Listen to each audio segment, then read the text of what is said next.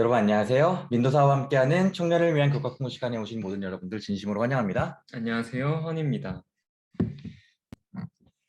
네, 오늘은 11과를 함께 배워보려고 합니다. 그 전에 지난 시간에 배웠었던 10과의 내용들을 키워드에 있는 단어들을 통해서 리뷰해 보도록 하겠습니다.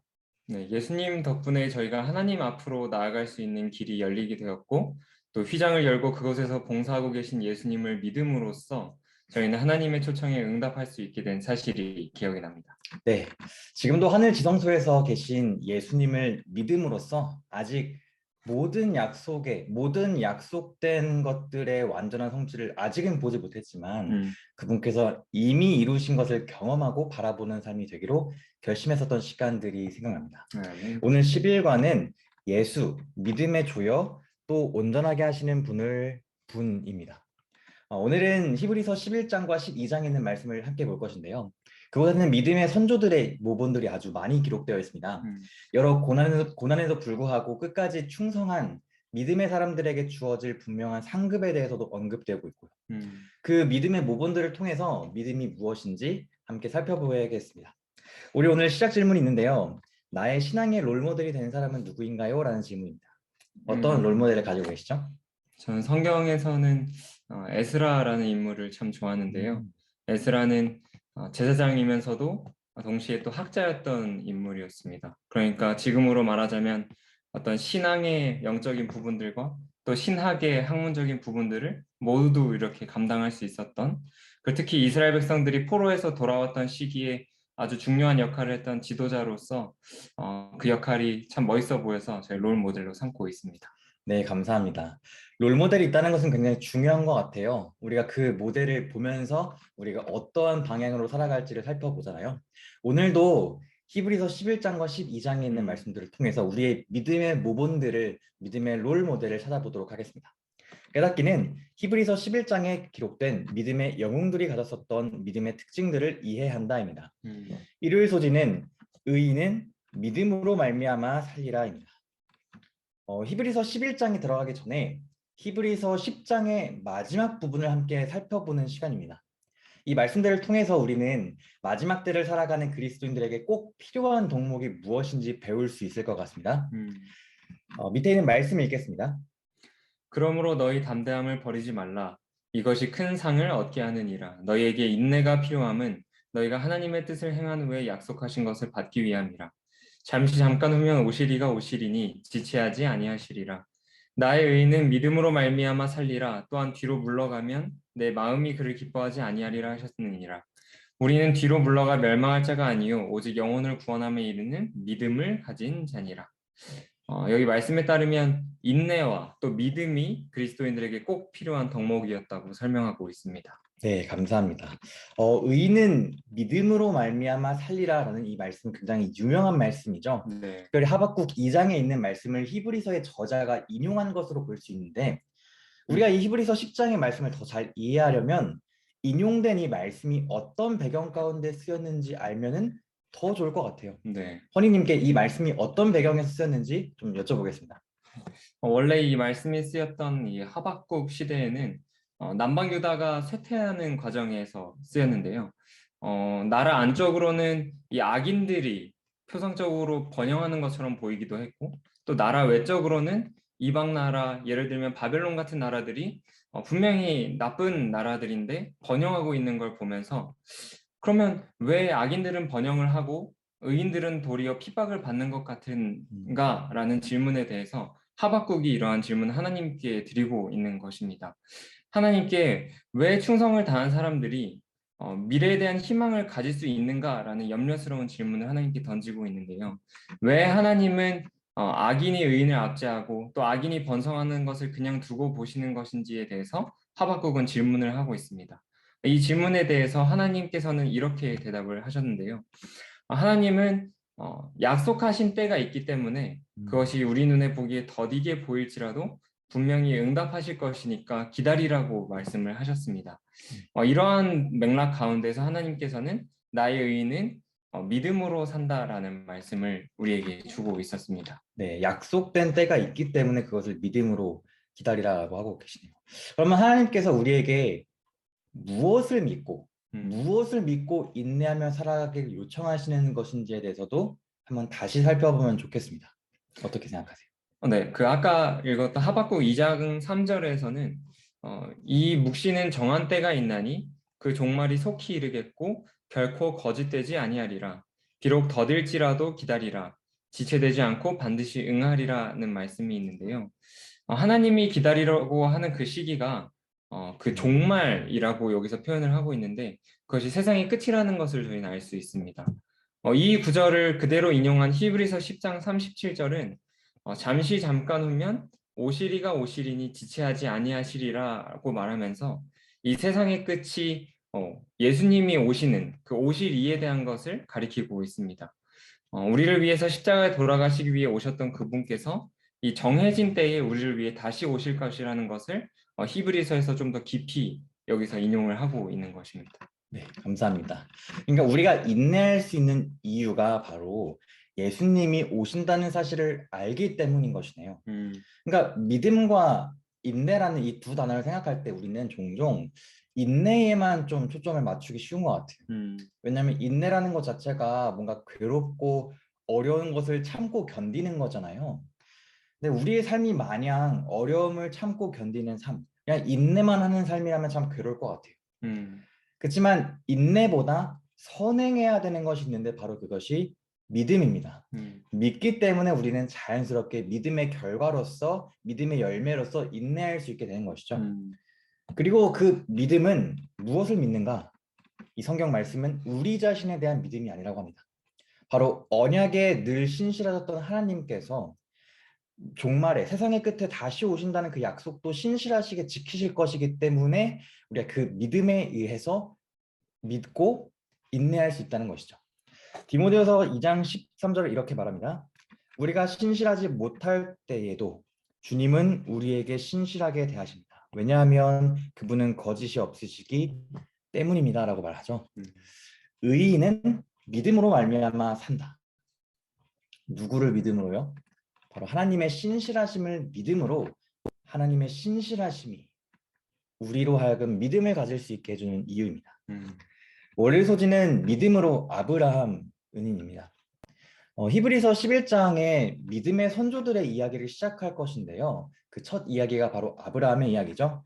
히브리서 11장 17절부터 8절부터 19절까지 있는 말씀을 읽도록 하겠습니다.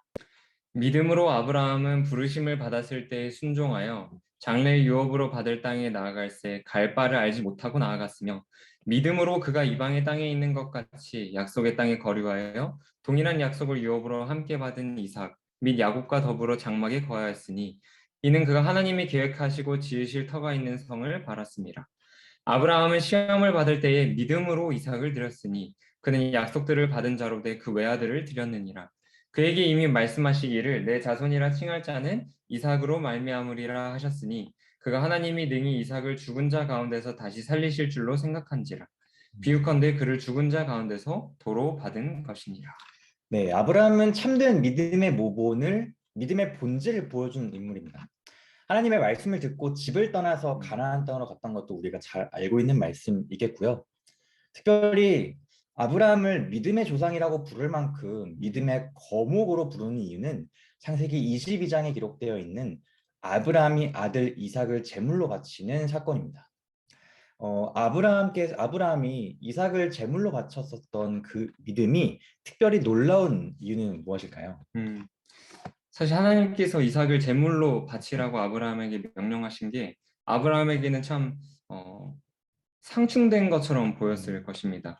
이 밑줄 친 17절을 보면 하나님은 분명히 이삭을 통해서 자손을 허락하실 것을 약속을 하셨는데 동시에 그 하나님께서 이 이삭을 바치라고 아브라함에게 명령하신 것이었죠. 그렇기 때문에 아브라함은 그 하나님의 말씀을 근거로 하나님, 저는 이 하나님의 말씀에 의거해서 이삭을 번제로 바치지 않겠습니다. 이렇게 말할 수도 있었을 것입니다.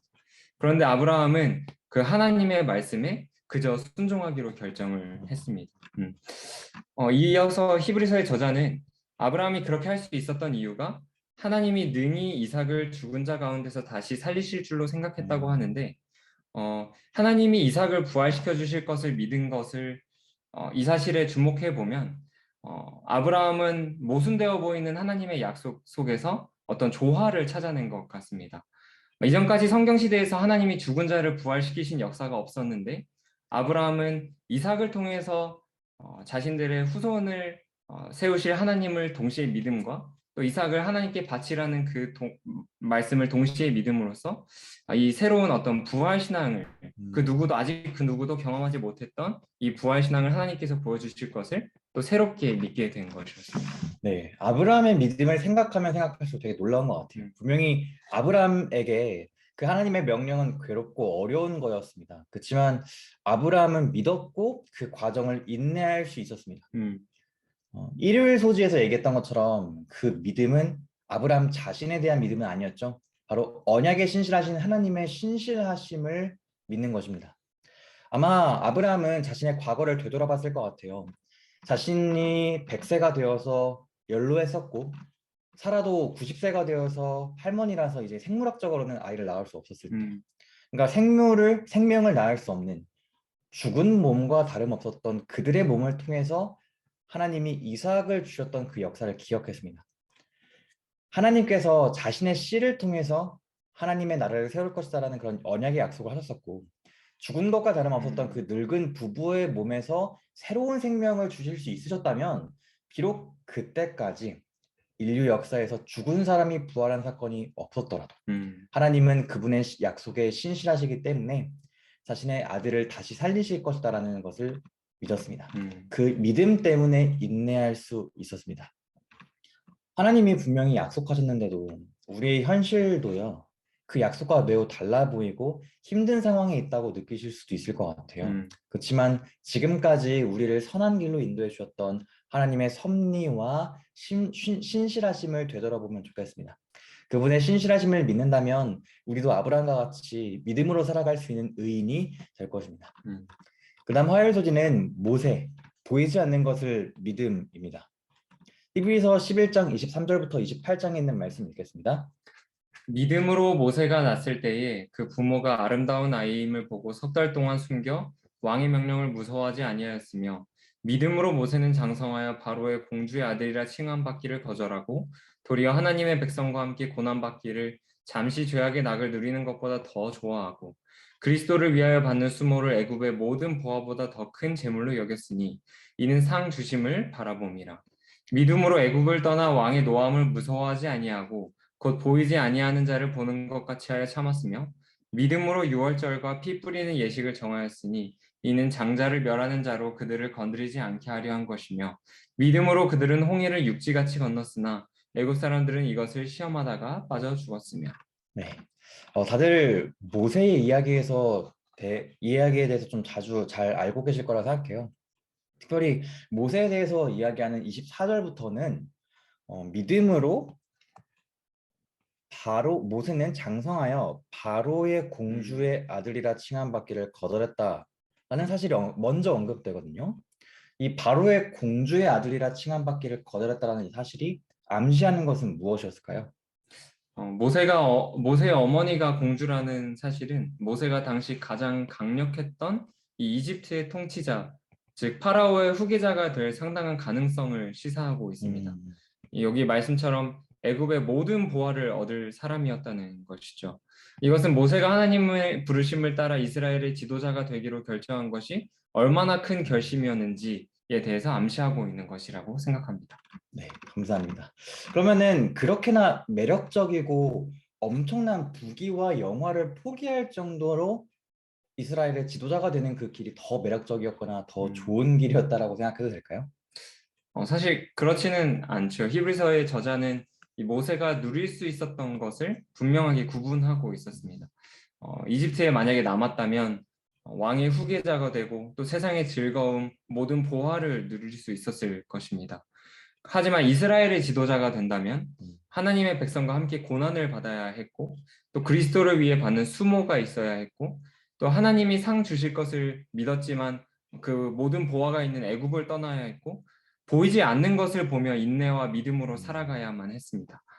세상의 기준에서 보면 전혀 매력적이고 좋은 길로 보이지는 않지만 모세는 세상이 제시하는 것 너머에 있는 하나님의 보이지 않는 약속이 더 좋은 것이라고 분명히 믿었습니다. 네. 그럼 그 두 선택의 대비가 굉장히 분명해 보여요. 음, 근데 오히려 모세는 현재의 고난을 선택했습니다. 네.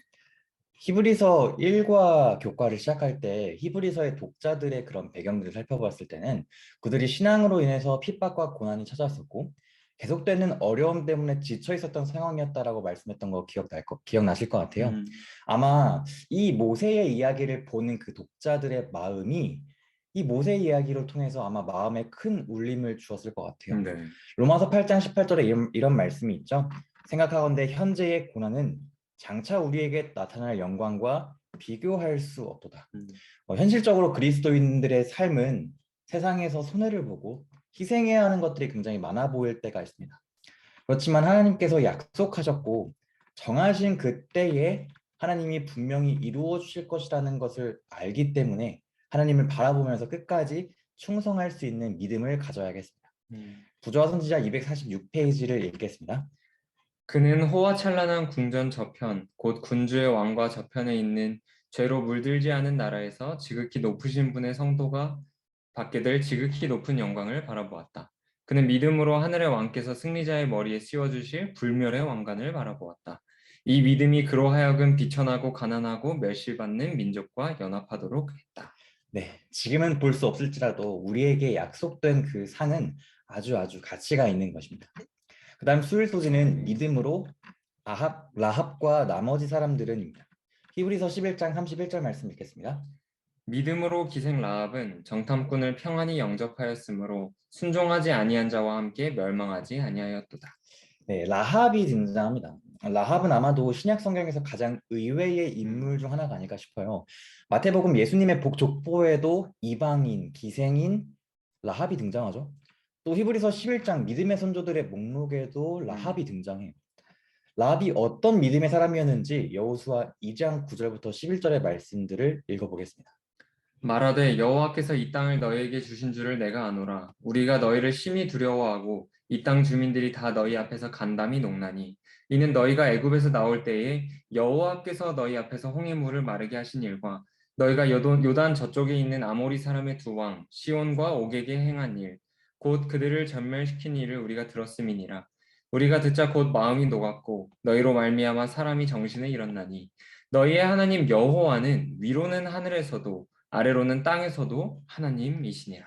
네, 라합의 어떤 행동이 믿음의 영웅들 중에 한 사람이 되게 만들었을까요? 어, 라합의 역사를 보면 라합이 이스라엘 정탐꾼들을 숨겨 주었는데요. 하지만 라합이 이 정탐꾼들에게 베풀었던 어떤 친절한 태도 때문에 히브리서 11장에서 라합을 믿음의 사람으로 표현한 것은 아닌 것 같습니다. 오히려 라합은 여호수아 2장에서 자신의 신앙을 고백하고 있습니다. 라합은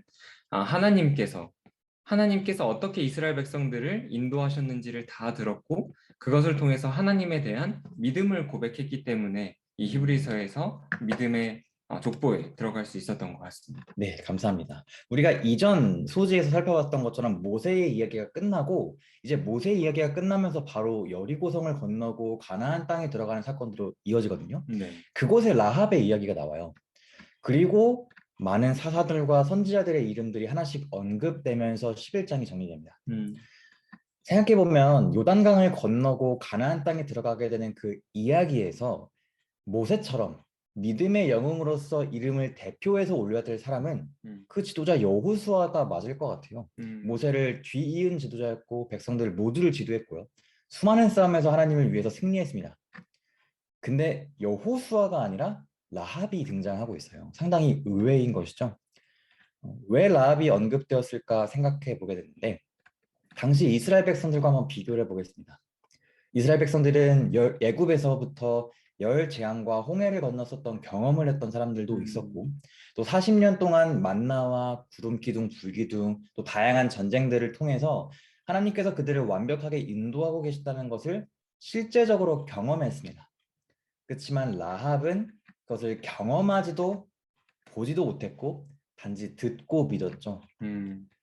물론 예수님은 믿음이 부족했었던 도마에게 직접 자신의 못자국 난 손과 옆구리를 보여주셨던 분이셨지만 예수님은 보지 않고도 믿는 그 믿음을 더욱더 크게 보시는 분이십니다. 음, 아마도 히브리서의 독자들도 예수님이 돌아가시고 승천하신 이후에 믿었던 사람들이 많았기 때문에, 그리고 지금 우리도 이 시대를 살아가는 우리도 예수님을 직접 대면하고 성경의 기적들을 라합처럼 직접 경험하지 못했기 때문에 음, 우리가 예수님에 대해서 진짜 정확히 대면하면서 보지 못했을지라도 음, 우리는 믿을 수 있고 라합을 구원하신 것처럼 하나님께서는 우리도 그 믿음을 보시고 구원하실 거라고 생각하면 되겠습니다. 음. 다음 마지막 목을 두드는 예수, 믿음의 조력도 운전하게 하시는 분입니다. 믿음장, 이 히브리서 11장을 마치면서 히브리서의 저자는 이와 같은 내용들의 결론으로서 12장을 시작합니다. 1절부터 3절 읽겠습니다. 이러므로 우리에게 구름같이 둘러싼 허다한 증인들이 있으니 모든 무거운 것과 얼매기 쉬운 죄를 벗어버리고 인내로서 우리 앞에 당한 경주를 하며 믿음의 주여 또 온전하게 하시는 이인 예수를 바라보자.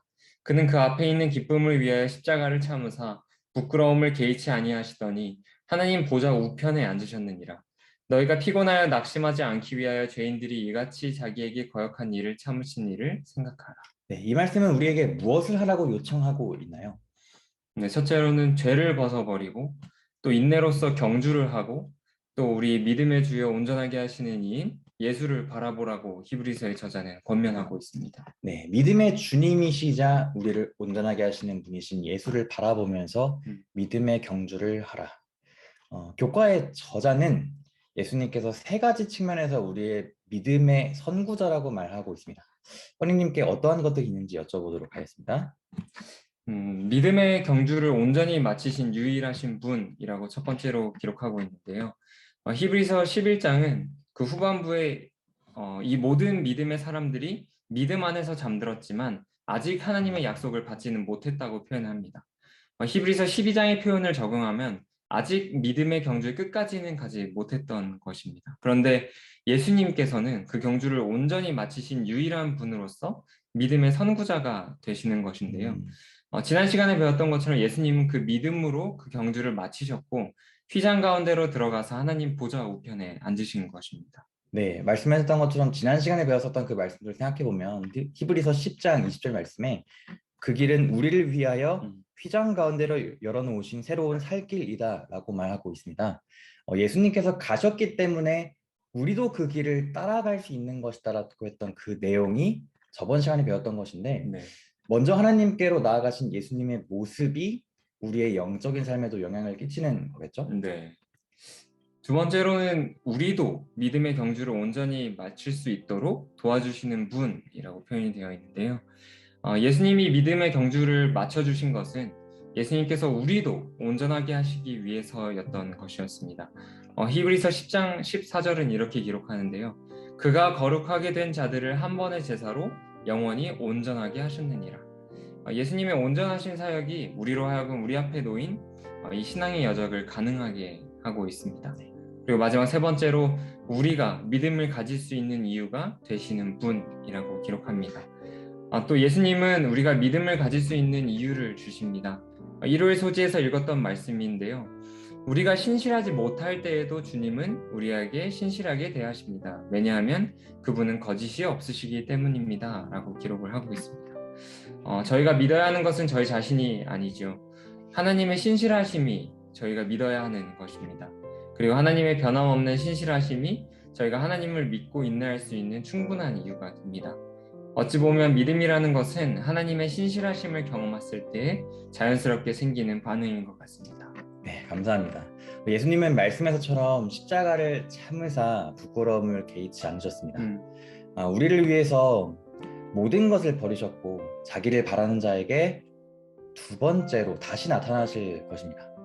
그렇기 때문에 오늘 다뤘었던 믿음의 선조들처럼 하나님의 신실하심을 믿음으로 힘든 현실을 살아간다고 할지라도 세상에서 그리스도인으로서 손해를 보는 것처럼 보일지라도 그리고 하나님의 약속하신 상이 눈앞에 당장 보이지는 않을지라도 믿음을 가질 수 있게 되기를 간절히 바랍니다. 이제 우리가 그 경주를 할 차례입니다.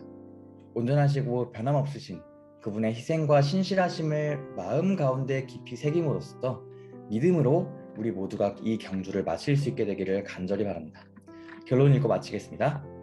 히브리서 11장에 등장하는 믿음의 영웅들은 비록 이 땅에 살고 있지만 보이지 않는 것을 바라보며 하나님의 분명한 약속에 온전한 신뢰를 보이며 살아간 사람들이었습니다. 예수님 또한 당신의 삶을 통해 완전한 믿음의 본을 보이셨습니다. 이제 우리는 예수님을 바라보며 우리 앞에 놓인 믿음의 경주를 완주해야 합니다. 네, 감사합니다. 이렇게 10일과 예수, 믿음의 주요 또 온전하게 하시는 분을 마치게 되었습니다. 허니님은 이번 과를 마치면서 어떻게 정리하고 싶으신가요? 히브리서 11장에 나왔던 수많은 이 믿음의 영웅들을 통해서 또 그리고 믿음의 주이신 예수님의 모본을 통해서 저희 삶에 주어진 믿음의 경주를 완주할 수 있을 것 같은 희망을 얻게 되어서 참 감사했습니다. 네, 감사합니다. 저는 보이지 않는 것이 우리 삶에, 우리의 생활에, 우리의 생각에 얼마나 많은 영향을 끼치는가에 대해서 생각하게 된 것 같습니다. 그리고 그렇기 때문에 비록 우리 예수님께서는 우리 눈앞에 직접 보이지는 않으시지만 그 예수님이 우리의 삶에, 제 삶에 아주 결정적이고 주요한 영향을 끼치시는 분이 되기를 저의 마음을 내어드리고 싶습니다. 기도하고 마치겠습니다. 사랑의 아버지 하나님, 저희는 비록 다른 사람들처럼 경험하지 못했고 기적을 보진 못했을 수 있겠지만 들음으로써 그리고 하나님의 말씀으로써 믿음을 가졌었던 수많은 믿음의 선조들처럼 우리도 그러한 믿음 가지길 원하오니 주님, 저희가 주님을 온전히 믿을 수 있도록 저희 마음을 깨끗하게 온전하게 해 주시옵소서. 예수 그리스도 이름으로 기도합니다. 아멘.